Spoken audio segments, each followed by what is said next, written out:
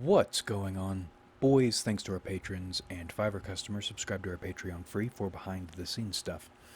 Arm yourselves typology stuff. It's been a while, but we are talking about INFJs again.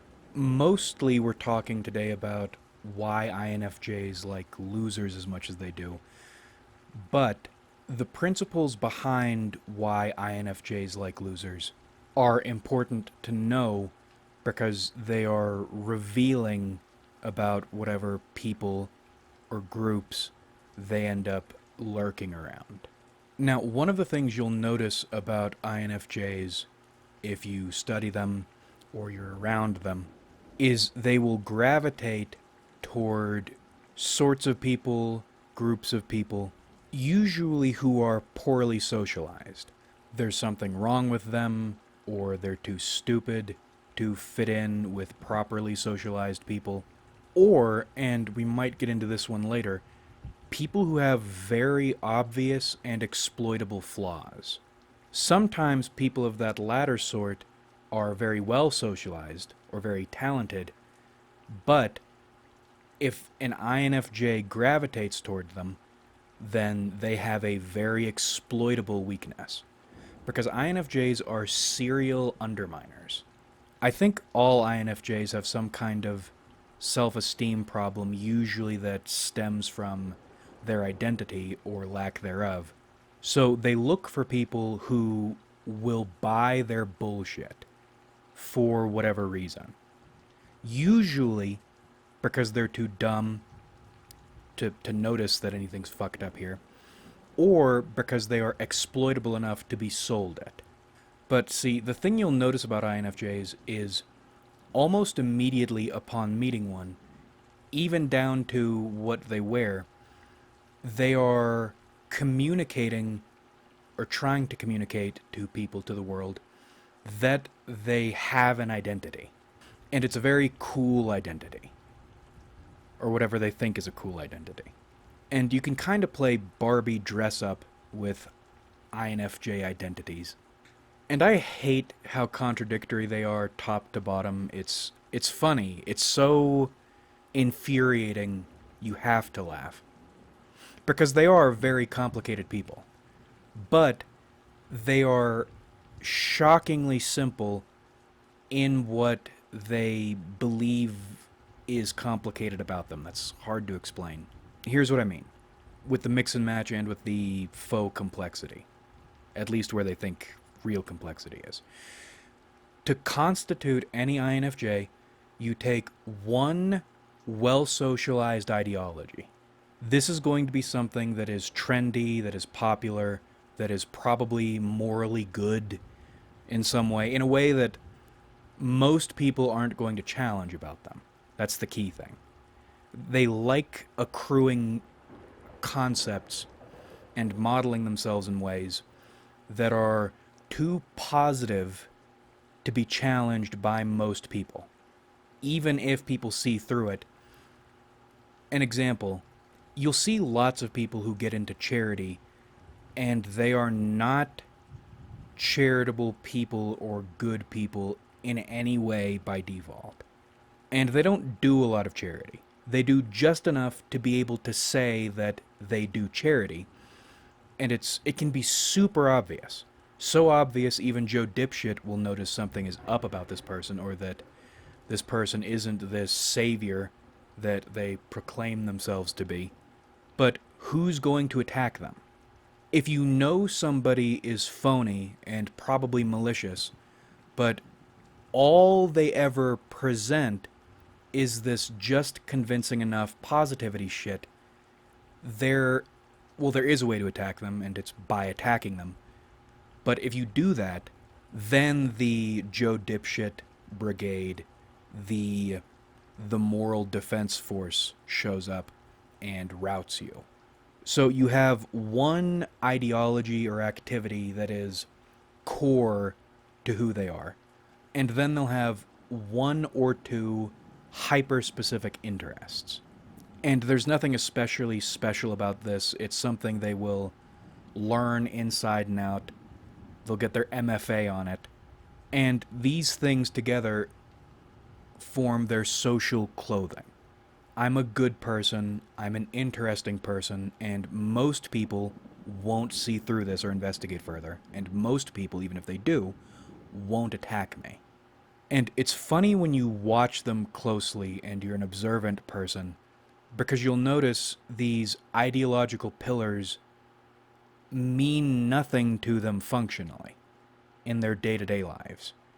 They are constant hypocrites, but they act like they aren't.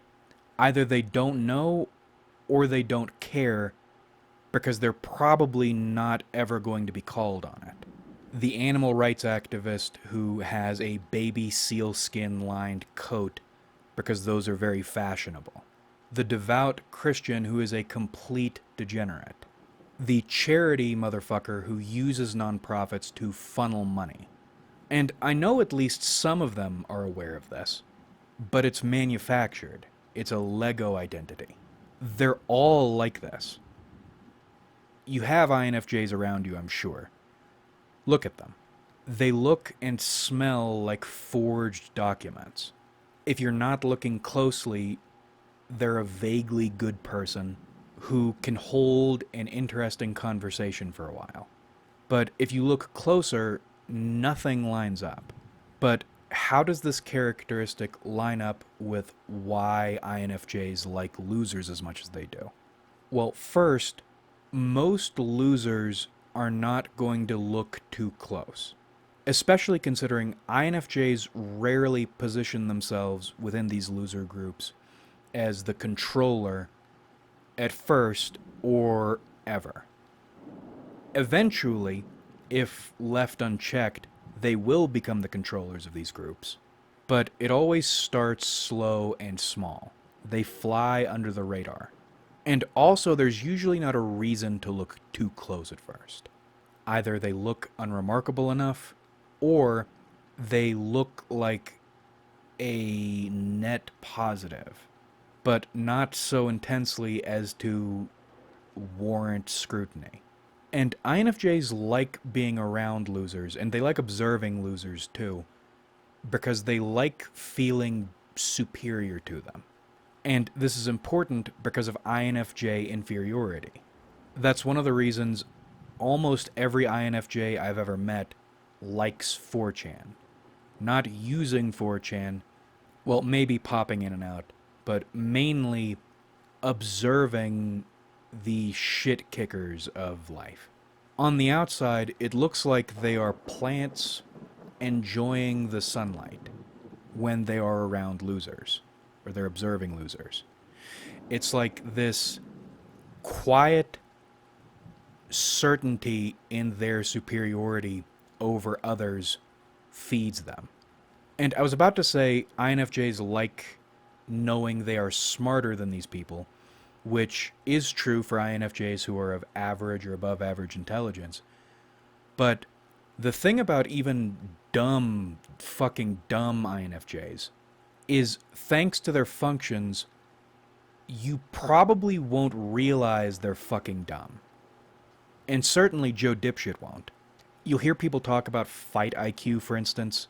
INFJs have this instinctive social IQ that even the dumbest ones can fall back on when they need it. And for all intents and purposes, that does put even really dumb INFJs above the loseriest losers. So they like knowing they are superior. They feed on that.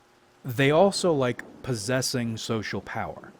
So let's imagine an INFJ who is dumb as rocks and also has low enough social IQ they can't fit in with normies. Although even more advanced INFJs tend to favor losers, because why compete and risk when you can put yourself in a situation you're confident you can win? But let's stick with the lowest ones. Even a dumb loser INFJ will be able to manipulate dumb losers who are not INFJs, who lack that social IQ, that instinct. And I have the most glaring example of this. Maybe we can go into some smaller examples later. For now, I believe this was in 2019, and Pokemon Go was still a thing. A pal had been roped into doing Pokemon Go shit, and an INFJ was part of this group, and yeah, so some event was going on, and it was supposed to be just this little knot of people. But when we got to where we were going, there were a bunch of people.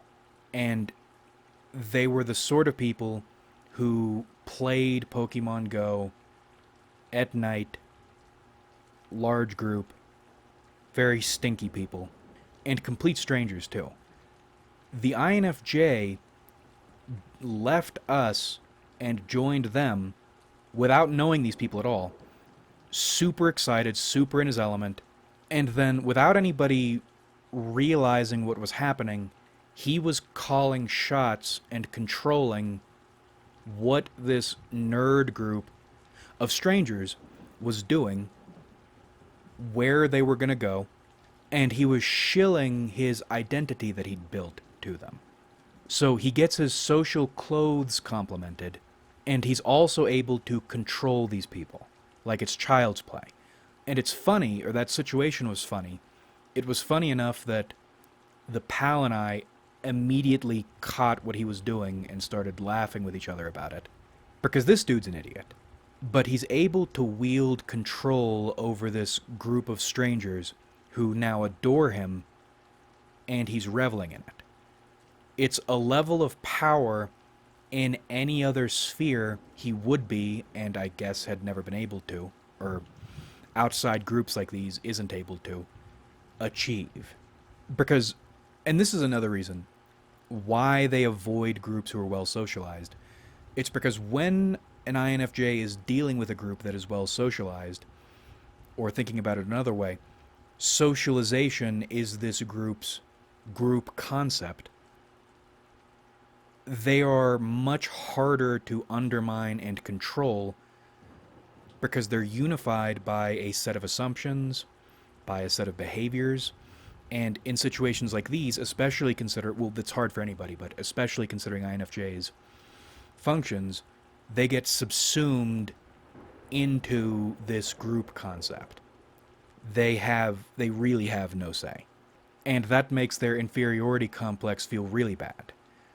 So what they do is they seek out these less unified, less sophisticated groups so they can impose themselves. It's hard to be an individual when you are programmed for conformity and you aren't the one calling the shots of that conformity. And also you suck. So you find groups like these where you can be the one calling the shots, where you have more room to be an individual because you have more ability to impose yourself socially over others. But the key thing is it's not just power and superiority they want. Power and superiority, most of them are afraid of competing for, even if they're able to. They want to be more powerful than, they want to be superior to people who think well of them. And that's really hard to do. You need absolute retards to accomplish that. And I think you see this clearest in INFJ's love of praise and flattery. But it needs to be genuine. And this is where some of their other social peculiarities come into play. Typically, INFJs will have one long-term friend group that is, on the whole, just a little bit below their level. Very below in some cases, just a little bit below in others. And this is where a weird dynamic happens, because the INFJ is the reason this group has stayed connected for this long. But rarely will the INFJ position themselves at the center of it, or make it obvious that they're the center of it. And I think this is where INFJs are at their most competitive and also most challenged, because what INFJs will do with these groups they maintain is they'll have this weird back and forth between them and the group they are grooming. Sometimes the group mobs up and treats the INFJ like a servant, treats them like shit, and the INFJ gets to feel like a victim. Other times, the INFJ wields their control a little more directly, failing to organize the group or socialize the group amongst each other, or causing infighting to break up that mobbing, attacking thing that the group was doing. In this setup, the INFJ is like a potter who is working with difficult clay, and that's when they are very in their element.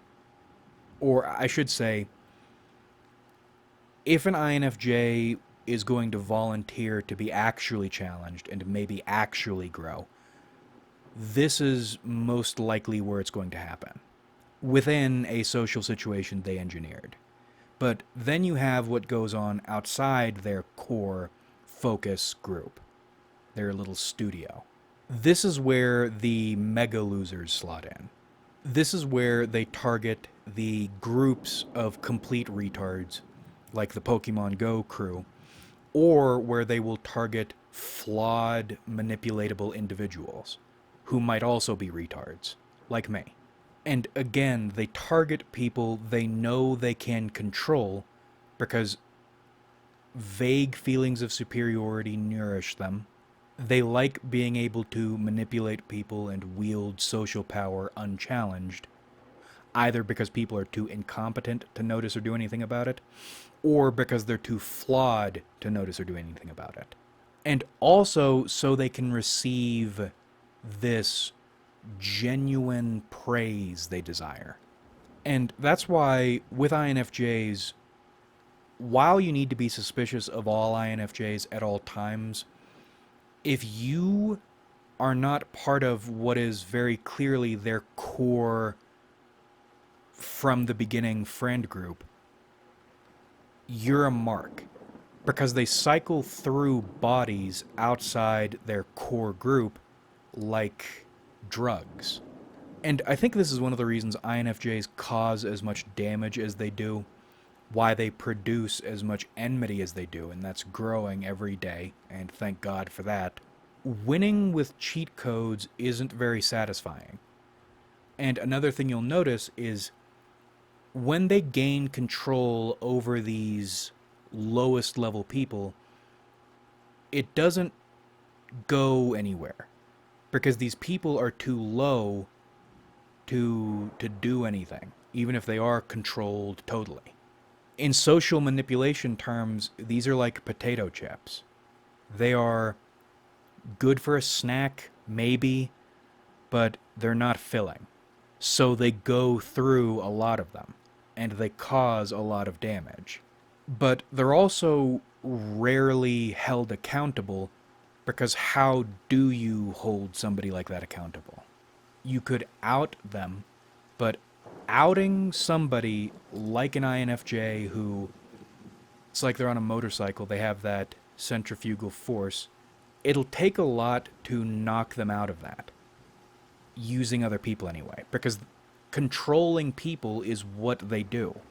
Knocking even an average INFJ out of that to a point they would be held accountable, they would be made to feel the consequences of what they've done, it would take a lot, and it's probably not going to happen.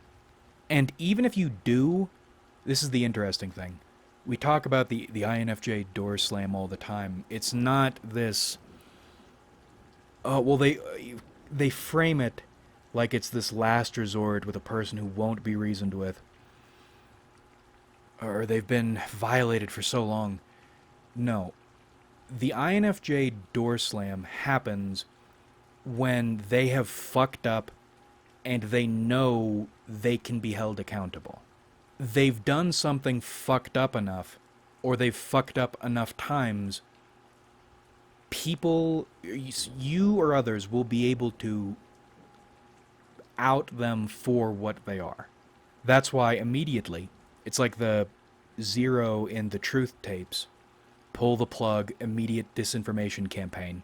They know they just fucked up in a way that there's no wriggling out of, and they want to destroy the possibility of consequences. INFJs hate accountability. And I think they hate accountability because accountability is the process by which you are made to acknowledge imperfection. And INFJs can't handle that. At least in their own minds, they need to believe they are perfect angels, flawless, or with quotes flaws. One of my favorite Lyle quotes: if it can get you laid in a bar, then it's not a flaw. So perfect with maybe some fashionable flaws. Which is interesting, by the way. One of the things you learn when you're evaluating INFJs, or learning to evaluate INFJs, is you can tell a lot by what they perceive perfection to be. The bullshit they are trying to sell you like it's the bullshit to have. And that's really where you can see the intelligence level of an INFJ at any age.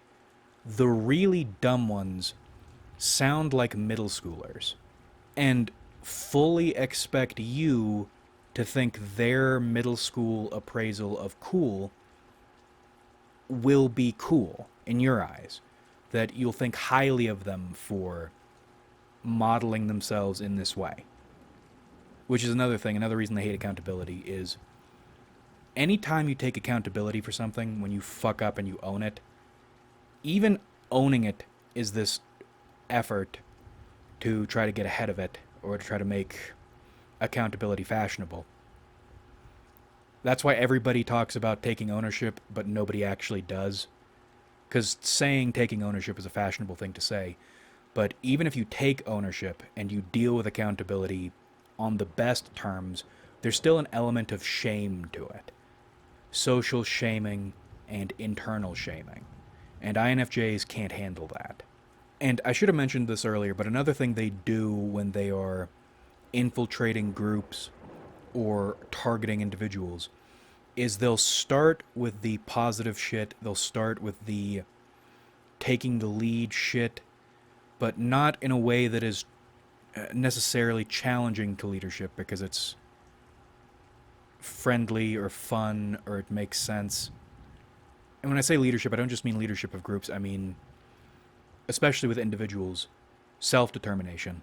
And then they start doing it more, and then they start doing it more, and then they'll start testing boundaries. I'll do something shitty, and you or the group aren't going to do anything about it. And it's not an if, it's a when. Will you be controlled? Will you try to hold me accountable? If you don't, then we can continue dealing because I own you. And if you try to hold me accountable, then I'm gone.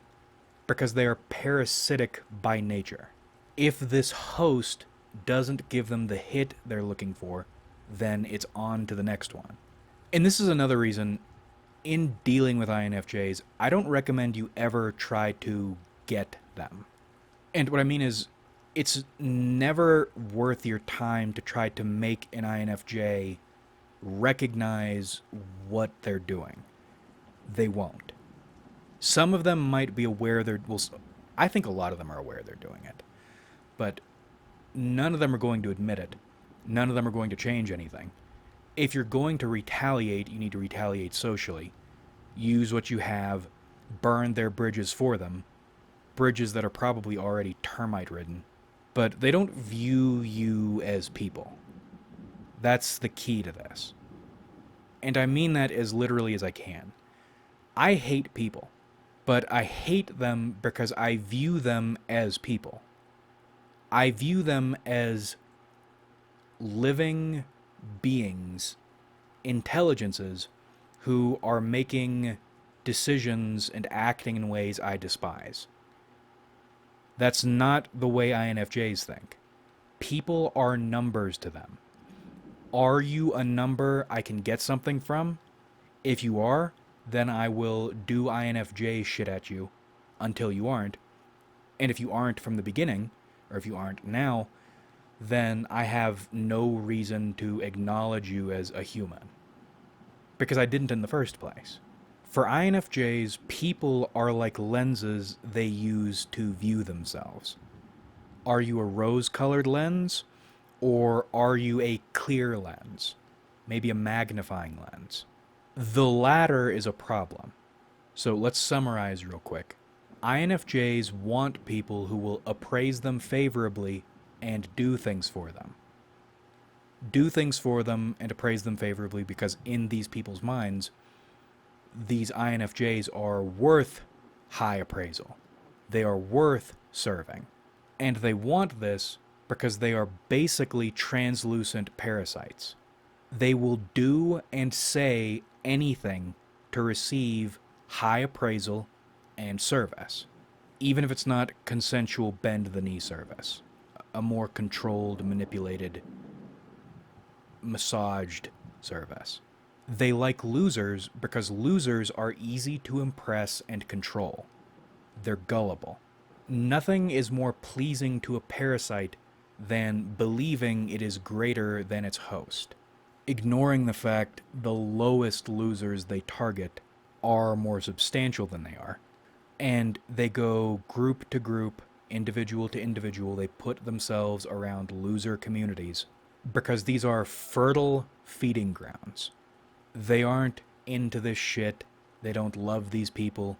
These are easy targets. And then to wrap up, I mentioned at the beginning and a little bit throughout the way they'll target flawed people who may or may not be losers. Sometimes they are, other times they aren't. When they aren't, that's when it's most interesting and probably concerning. If you have an INFJ around you and you are very much not a loser person, you seem well socialized, you know how to fit in with normies, probably pretty successful, beware.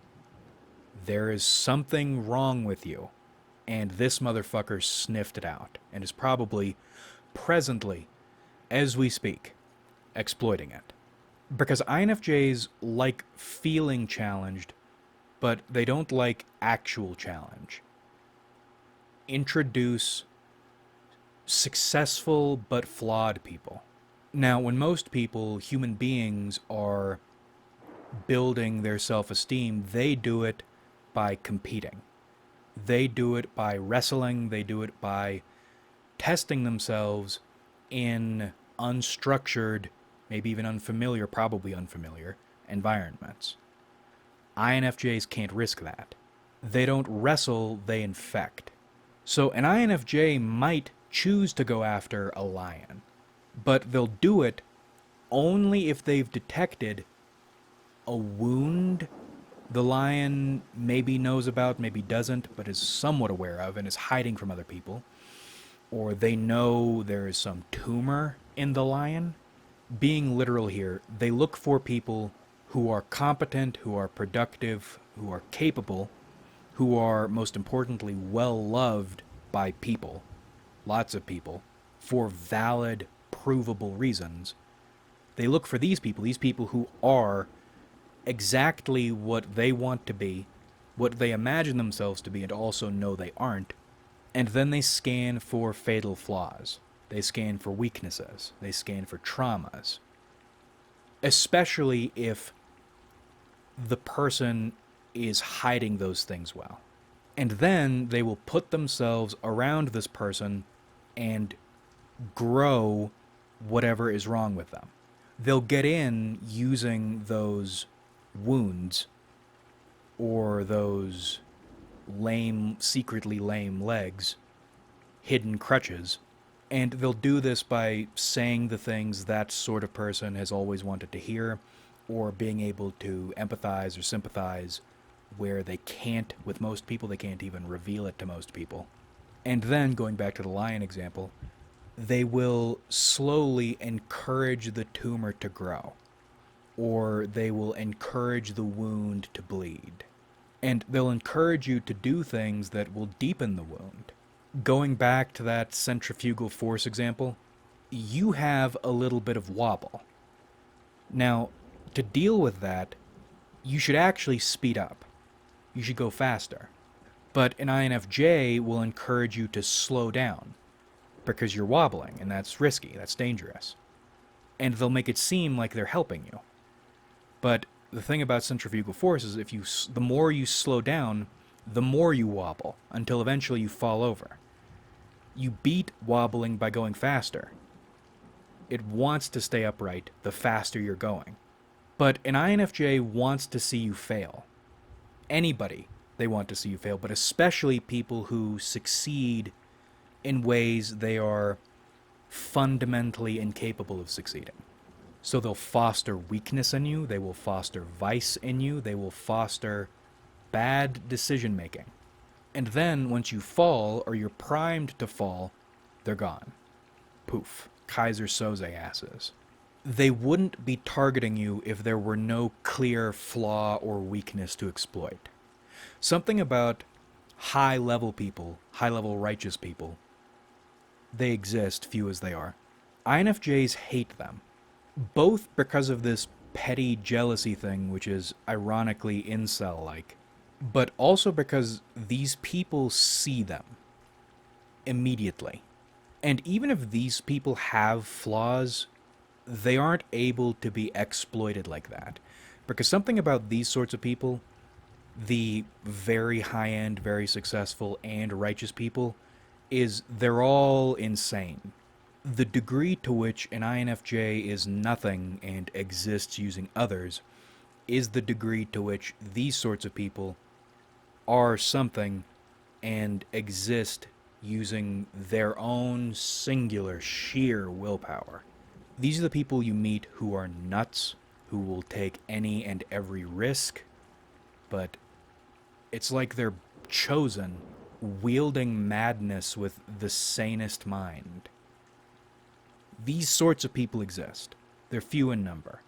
INFJs despise them. But I think that about covers it.